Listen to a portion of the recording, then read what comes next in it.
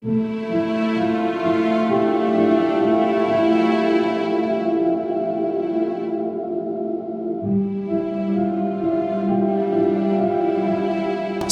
warahmatullahi taala wabarakatuh. Saya Ustaz Muhammad Afifi bin Muhammad Rusli selaku Timbalan Pengetua dari Ma'had Tahfiz Miftahul Ulum.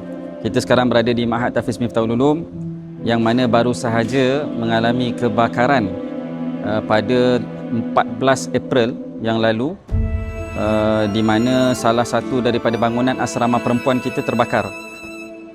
Dan kebakaran berlaku pada jam 4 pagi, di mana pelajar-pelajar waktu itu baru sahaja bangun dari tidur untuk tunaikan salat tahajud.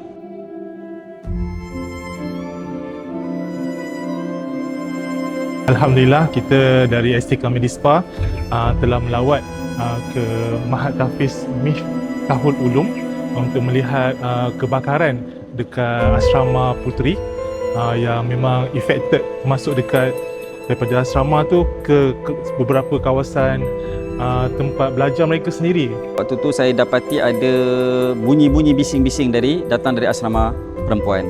Kemudian saya dapat panggilan telefon daripada mudir Ustaz Muhammad Ramdhani. Beliau telefon saya dan bagi tahu asrama perempuan ada kebakaran. Jadi saya terus segera bergegas ke asrama perempuan. Dan Alhamdulillah, pelajar-pelajar dah pun berada di bahagian luar bangunan kerana warden sedar.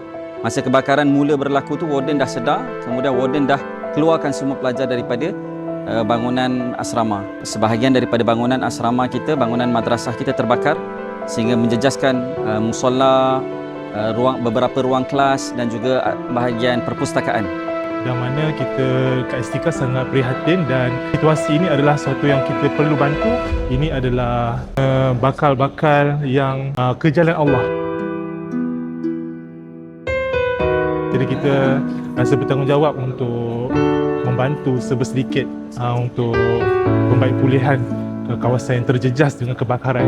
Terima kasih. Saya mewakili semua asatizah dan juga kaki tangan Ma'had Tahfiz Miftahul Ulum mengucapkan ribuan terima kasih kepada semua kaki tangan dan juga syarikat Medispa, khususnya Dr. Haq dan Dr. Hanafi, dan mudah-mudahan Allah Subhanahu wa taala mempermudahkan segala urusan syarikat Medispa dan Allah Subhanahu wa taala mendatangkan kejayaan dan keberhasilan dalam syarikat Medispa, insya-Allah.